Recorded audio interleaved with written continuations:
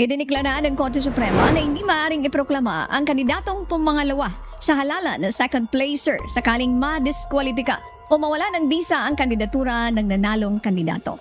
Ayon sa 37 pahinang desisyon na isinulat ni Associate Justice Samuel Gaerlan, walang batas na nagbibigay ng otorisasyon para sa proklamasyon ng second placer, kaya dapat sundin ang rule on succession sa ilalim ng Local Government Code. Binatikos ng Supreme Court ang second placer rule dahil nilalabag nito ang karapatang bumoto ng mamamayan at pumipilit sa kanilang ng leader na hindi pinili.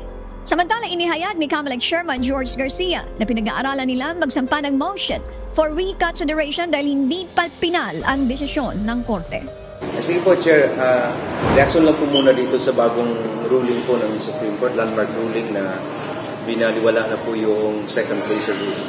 Bagamat ang COMELEC po kasi ay pinanigan ng Korte Suprema sa bagay na ito, na-affirm yung desisyon ng COMELEC doon sa pagkaka-disqualify o cancel ng candidacy nung respondent sa kaso na ito. Una, pinag-iisipan na po namin kasama yung Law Department in coordination sa ating Solicitor General na mag-file ng motion for reconsideration sapagkat sa paniniwala po natin mukhang medyo may kinakailangan po tayong maliwanagan at mas maayos pa natin na maintindihan yung bagay na binabaliwala na po yung doktrina ng second placer na ibig sabihin yung Halosos versus COMELEC na nagsasabi na sa isang petisyon to cancel candidacy kung sakaling yan ay mailabas pagkatapos ng eleksyon at yung mismong kinakancel ng candidacy yung nanalo, ang makakaupo ay second placer. Ngayon po, ang sinasabi ng ating kataas-taasang hukuman, whether disqualification o cancellation ng candidacy, wala nang pagkakaiba. Basta ang uupo, succession sa local position. Gusto rin nating alamin paano ang implikasyon nito sa national position. Bagamat may diskusyon ang Korte Suprema doon. Ang naging voting po kasi ay 8-5-2. 8 in favor, 5 ang dissenting at 2 ay hindi po nag-participate. Kaya po maganda po talaga siguro ma-clarify natin. At gusto rin nating liwanagin yung bago pa mag-eleksyon, anong effect pagkatapos ng eleksyon, yung ba yung effect? Kasi magkakaiba yung epekto kasi bago mag-eleksyon at saka pagkatapos ng eleksyon. At saka siyempre, may epekto po kasi yan sa ibang rules namin dito sa COMELEC. Katulad halimbawa po noong issue ng pagpa-file ng mga petition for quo warranto. So halimbawa po ba, pinailan nyo ng petition for quo warranto, technically parang disqualification yan. So ang uupo po ba ay hindi yung natalo na second placer kung hindi succession? So, dapat po ba? Sino po nagpa-file? So, ibig sabihin, paano po magpa-file yung natalo kung ang makakaupo pala ay hindi siya? Hindi po ba? So, medyo yan po yung mga implikasyon na gusto po natin mapag-aralang mabuti. Kung kaya po pinag-iisipan na namin na mag-file ng motion for reconsideration. May mga nailabas po kami recently na kung saan ang pinapaupo po ng COMELEC ay ang second placer. Kasi nga yun po yung desisyon ng Korte Suprema sa Halosos versus COMELEC. So gusto nating malaman anong implikasyon nitong desisyon doon sa nailabas na namin so far. May mga ilalabas po sana kami ngayon at saka sa susunod na araw na maaaring parehas yung implikasyon sa Halosos versus COMELEC. So ano po dapat na gagawin ng COMELEC? Dapat bang itago muna namin, huwag na muna namin ilabas at hintayin na lang na maging final and executory yung desisyon ng ating pong kataas-taasang hukuman. So again, subject pa naman po yan sa motion for reconsideration. Sir, sa kaso ni Abante at saka po ni Chua, anong implications po rin? Siyempre po yung 5 araw kasi to file MR ngayon po babagsak eh. Kahit po yung Duterte Youth, ngayon po kasi babagsak yung mga motions for reconsideration nila. Ayaw po natin munang pangunahan yung pwede mangyari. But take note, lalo na po sa mga national position at local position din, June 30 ang cut-off, meaning June 30 mawawalan ng jurisdiction ng COMELEC, lalo na kapag ka national position. Lalo na kapag ka congressman or senador, wala kaming jurisdiction by June 30. Hindi ko po alam kung ano ang sasapitin ng mga kasong nabanggit, lalo pa kung ang posisyon ay congressional position bago mag-June 30. Chair, yung kay Abante at saka Chua, dalawa lang kasi sila eh. So kung hindi makakaupo si Abante? Marami na-mention naman po ang Korte Suprema doon sa kanyang naging desisyon na applicable talaga yung no second placer rule sa succession, meaning sa local official. Pagka po kasi congressman, hindi po kasi sila classified as local official. So maaari po na hindi ma-apply yung mismong doktrina na bagong doktrina ng Korte Suprema sa issue ng succession. Subalit ayaw natin pangunahan po yon kasi nga po gusto namin maging maliwanag yung bagay na yan, lalo na kung tayo po ay magpapail pa ng motion for reconsideration at bilang pagrespeto at paggalang natin sa Korte Suprema. So, hihintayin po natin kung ano. Napakalaki po ng implikasyon po kasi talaga nito. Napakalaki ng implikasyon nung kung sino ang makakaupo after the election or before the election, after the election, cancellation ba o disqualification ng candidacy. Kasi nga po, tatandaan natin, pag-cancel ang candidacy as if hindi naging kandidato. So kung hindi po naging kandidato, ang sabi po ng majority ng Korte Suprema ay hindi naman yung second placer ang binoto ng tao eh. So bakit natin bibigyan ng mandato? Ang sabi naman po nung minority, maaari hindi nga binigyan ng mandato ang second placer, pero yung first placer kasi hindi kandidato.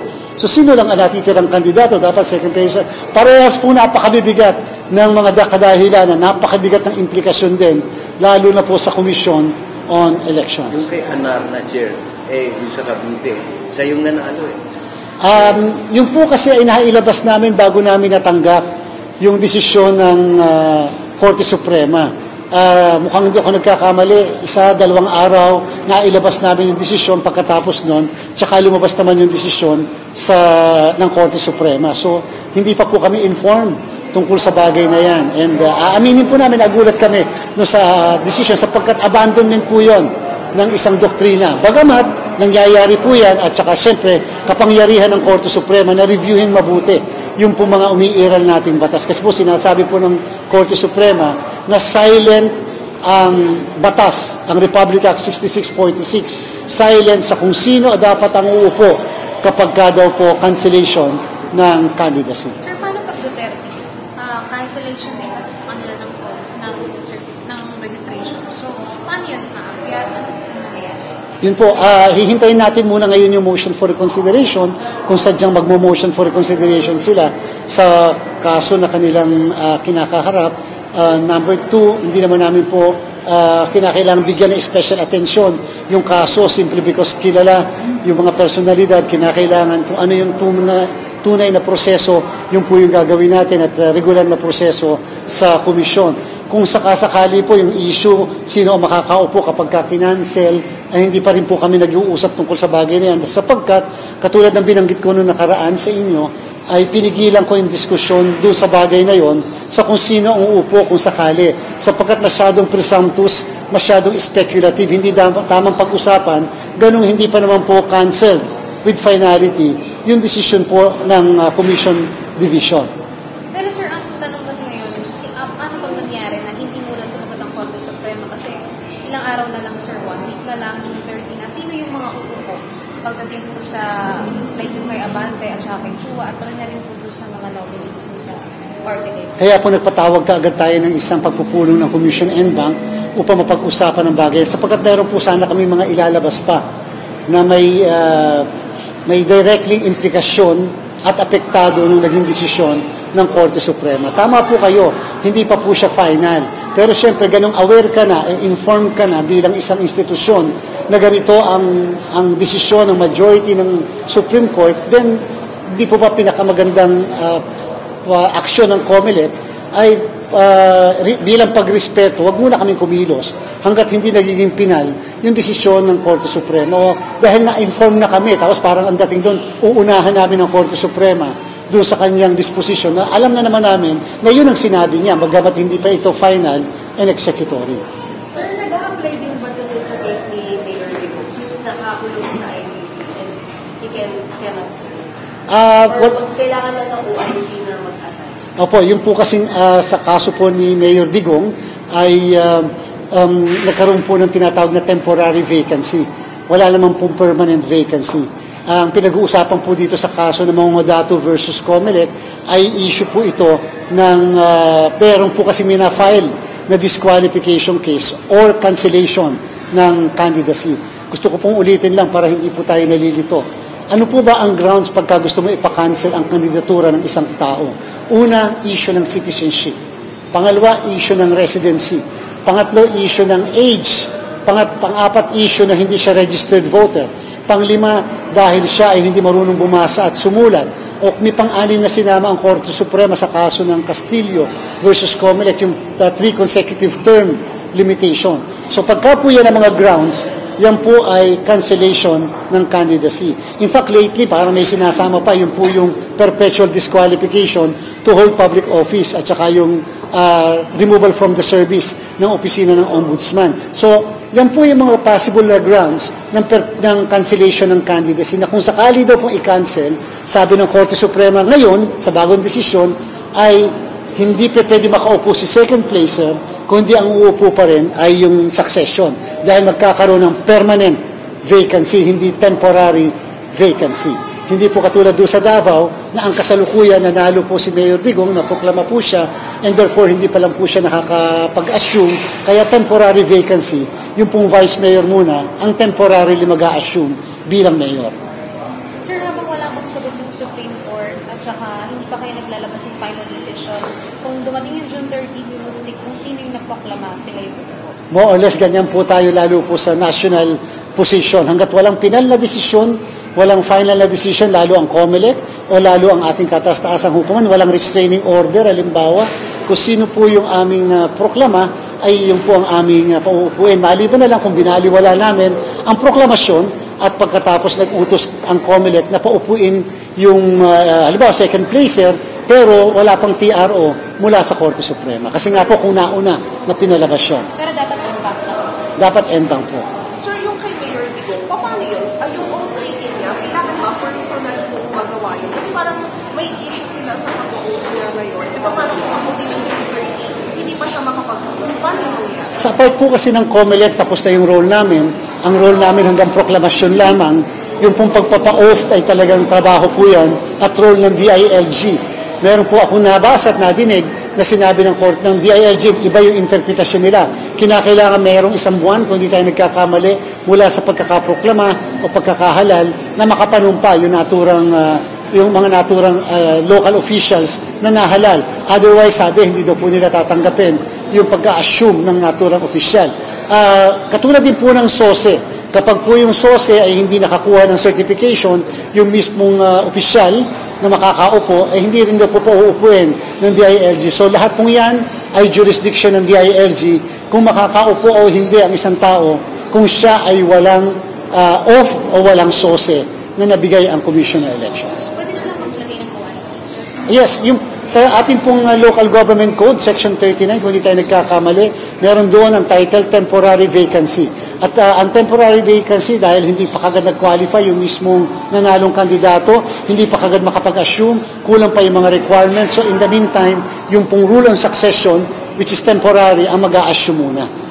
Sir, ang PDP dapat po nag-file po ng petition sa SC this morning. They're asking for a manual count for the senatorial election results. Pagka po kasi naproklama na, hindi ko pa po kasi nababasa yung kanilang na-file na formal na petition. Pag po kasi may naproklama na, number one.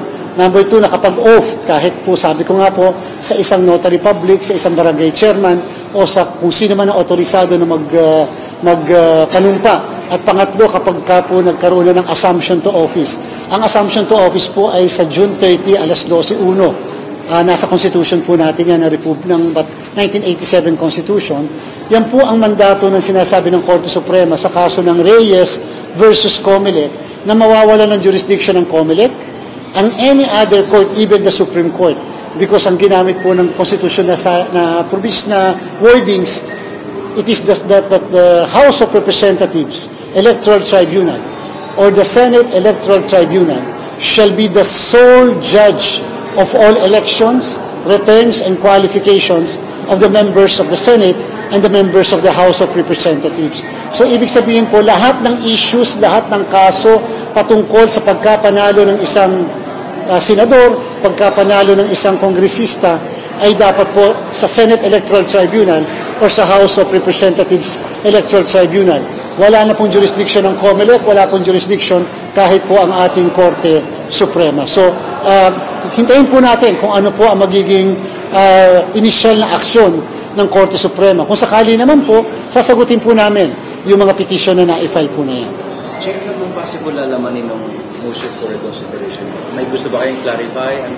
Opo, ay gusto lang din natin pong ipahatid sa ating pong kataas-taasang hukuman yung mga implikasyon base sa umiiral namin mga rules, guidelines, and resolution patungkol sa mga kaso na meron tayo dito, kahit na yung kaso prior to the election, kaso made or filed during or immediately after the election, at kaso na lang andyan after the election pero hindi pa nadidesisyonan. May mga implikasyon po lahat ng mga yon, and therefore kaya po gusto namin po ng guidance dahil gusto namin kung talagang final at yun na po abandon na yung doktrina, kakailanganin po namin mag-amend ng rules po namin ng Commission on Election upang yung mga rules po namin o procedure ay maitugma namin doon sa nailabas na desisyon ng Korte Suprema. Madali lang naman yan pagka ganun amendment lang sa rules. Opo. Ang talagang pinoproblema lang natin sa kasalukuyan ngayon, in the meantime, ay paano yung mga nailabas namin recently na mga desisyon na ang pinapaupo po namin ay yung mga second placer. Dahil po yun yung doktrina. Pero dahil nga po may lumabas after, ang tanong po dyan, yung po bang desisyon na yun after can retroact o ang desisyon can only be prospective. Napaka-importante po niyan kasi po once na naproklama na ng COMELEC, nawawalan po kami ng jurisdiction. So ibig sabihin, kung may naproklama na po kami dahil siya ay second placer, ibig sabihin ba may lumabas na desisyon na ito, baliwala ba yung proklamasyon na ginawa sa kanya? And to think din po na ito ay decision pa, ito ay subject pa sa motion for reconsideration, yung decision ng Korte Suprema. Pero yung ruling, April pa yata. Yes, pero natanggap po namin, kung hindi tayo nagkakamali, ay June 19 dito sa COMELEC.